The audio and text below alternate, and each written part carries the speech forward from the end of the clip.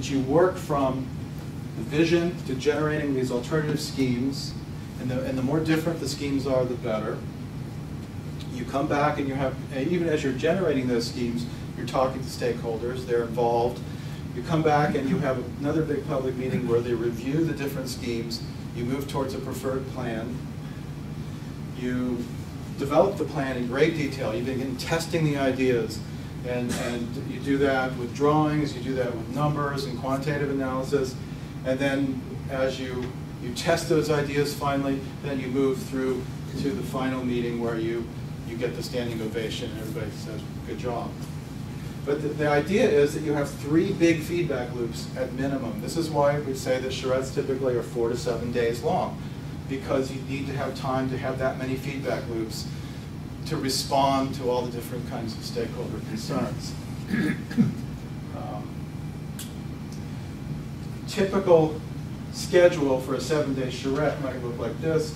The details there are not as important as recognizing that the stakeholder meeting and the public meetings are the ones in color here.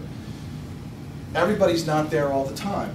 You are using people's time very efficiently, and you figure out who needs to be there that day at that time to look at what we're doing. Because what you're trying to do is get the world and the stakeholders to push back and provide some feedback at every turn so that you move forward with ideas only in the context of the world giving you those reality checks.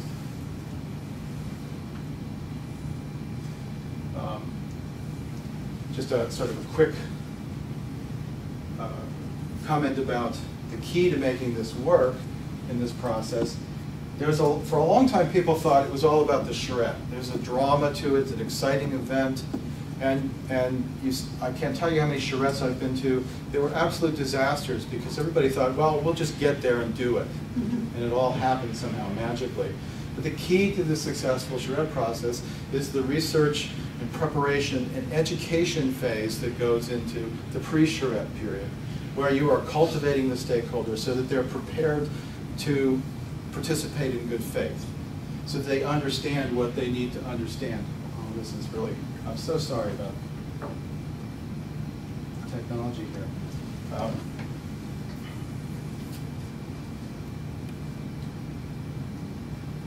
So you're basically sort of identifying the stakeholders and cultivating them, reaching out to them ahead of the charrette. You don't just send out a postcard and expect everybody to show up. You talk to them ahead of time. You educate them as necessary. I like the tours where you send people on walking tours with designers. And in some cases, you develop even sort of graphic representations from neighborhood walks where you're assembling data and people are involved in constructing not a vision of the future, but a shared ability to see what exists. Very often you'll have arguments in public meetings where people sound like they're arguing about a different place. But if you take them out and walk them around and say, okay, what are we looking at here? Then you can at least start by some agreement about what you're dealing with. A big piece of the charrette process in the preparation is getting people to feel like they own the process. This is an idea that came to me once when I was, I know it's going to go forward. When I asked a woman from Colombia, the country, not the university, if they have a word for stakeholder in Spanish, but that was a jargon word that they use in Spanish. And my Spanish is like 10 weeks of undergraduate Spanish, but I was curious to know, and she thought about it for a second. She said, "Los dueños del proceso," which my little simple Spanish-English dictionary said, that's interesting, that means the owners of the process. I mean, literally. I thought, what a great notion. Instead of vested interests that you're inviting in to defend their vested interests, you're inviting people to come in and own the process. And in the preparation phase, that's, I think, the fundamental thing you have to get happen. You don't have to get people to agree, you just have to get them to agree on carrying out the conversation, owning the process, and trusting it. So it occurred to me that what you're really doing is you're building community capacity in the way that some of the social capital types, community organizer types talk about all the time.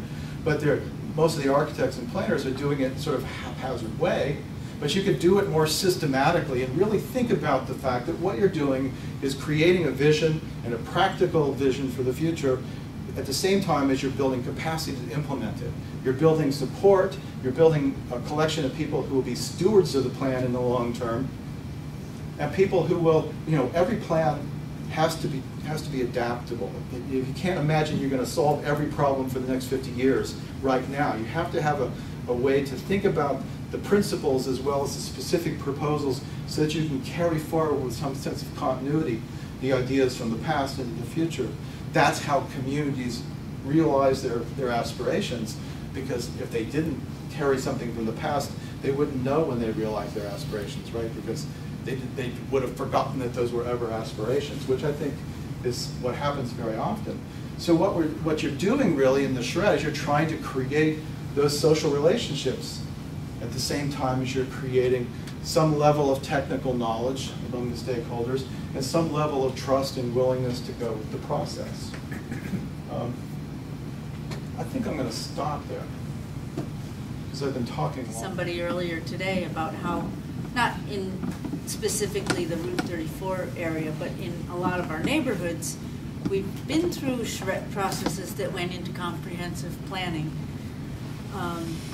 But then the stakeholders disbanded, time passed, maybe nothing happened, maybe there wasn't money to implement anything that was planned, or maybe things happened and they were subtle things. But now when people start to regroup and consider moving forward, they're not necessarily the same people, and they don't necessarily have access to those plans anymore, and they don't know what their neighbors might have been talking about 5 years or 10 years ago in a charrette process. And so I was just talking to somebody earlier today about how good it would be to have those things at our fingertips again. There's an opportunity there, not only for the people shared learning process, where the outside technical experts and the residents learn together about what the situation is and how to move forward.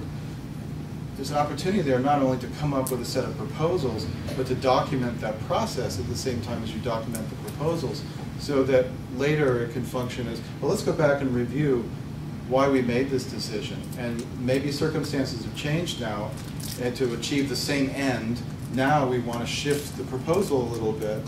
And you can have a more sensible discussion rather than having one group of people sort of blindly support, well, this is what we said we were going to do, so we're going to stick to it, and other people saying, well, it doesn't make any sense anymore. You can go back to those principles that you developed and think about how you change course, how you manage change over time in terms of a common sense of quote, vision. And so documenting this process, I think, is a big piece of it that often gets too little attention, I think.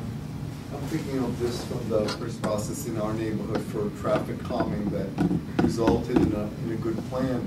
But I think that the key was not just having the expert and having the process, but if people don't feel that they own the place before you do this process, if you're dealing with people that feel transient and disconnected, I think it's very difficult for a process like this to work, because it winds up being, about opinion at a particular time in the politic of that neighborhood.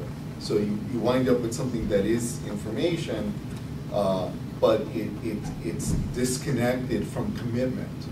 And I think it's the connection to commitment, to staying here and seeing this through that makes it possible for this process to work. Some housing residents who don't ever believe it's for them. You're going to rebuild for us. Sure you are. The first thing you're going to do is move us out of here, and then you're going to tell us this was all for our benefit?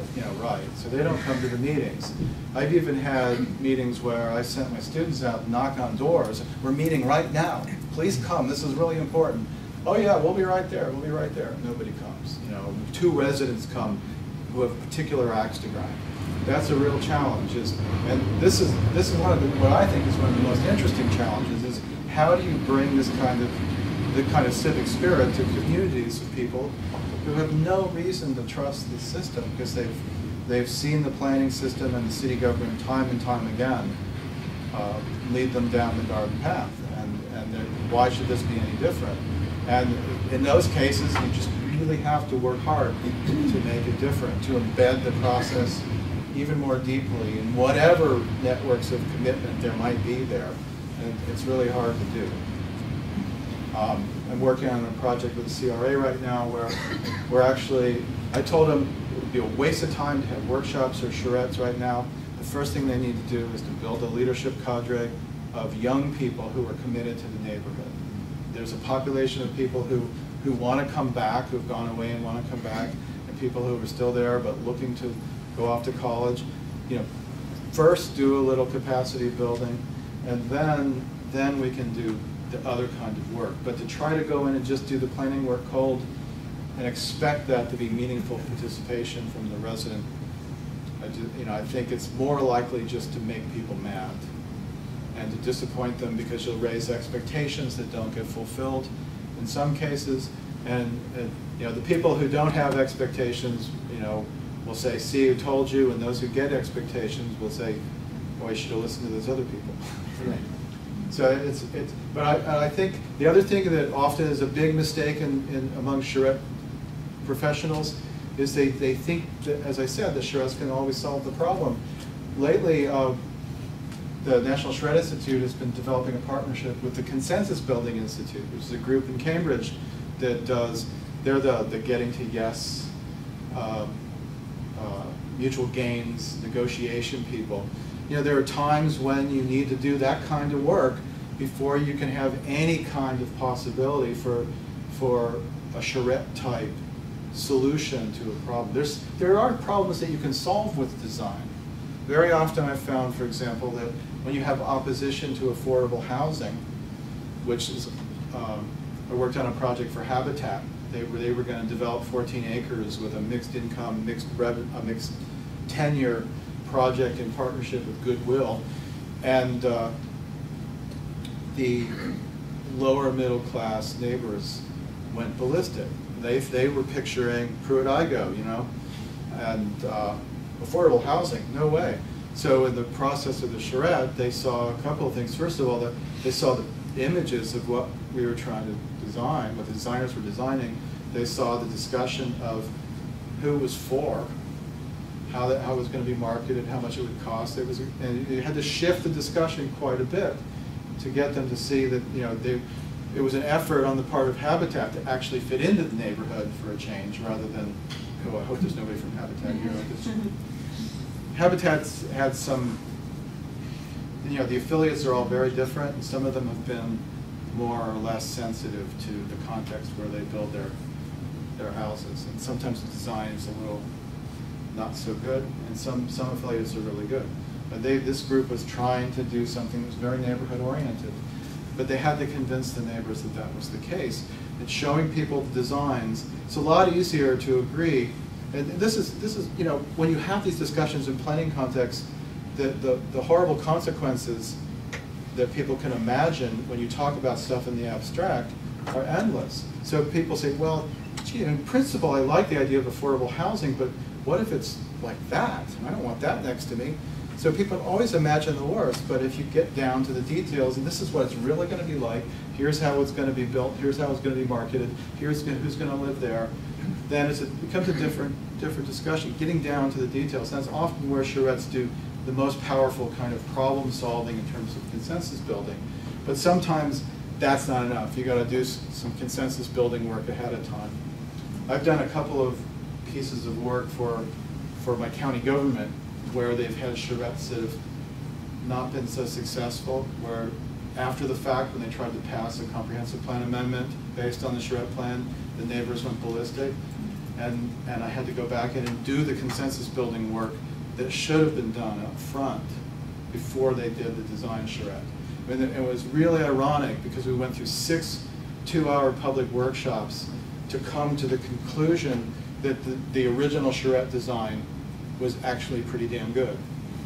It's like, oh look, the original charrette design actually fits all these things that we as neighbors wanted, But we didn't see that.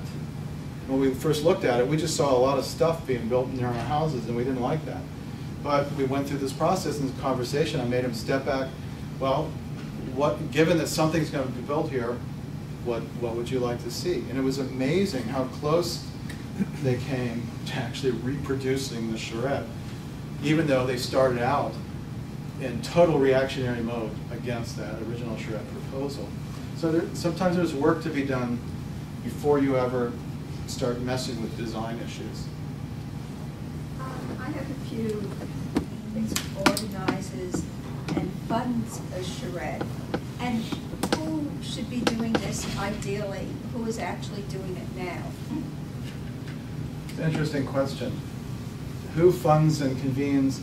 I've seen everybody you can imagine. Oh, and one other thing. And what is and should be the role of city government in charrettes? I think I can't answer that in general terms, that last question. I think there are cases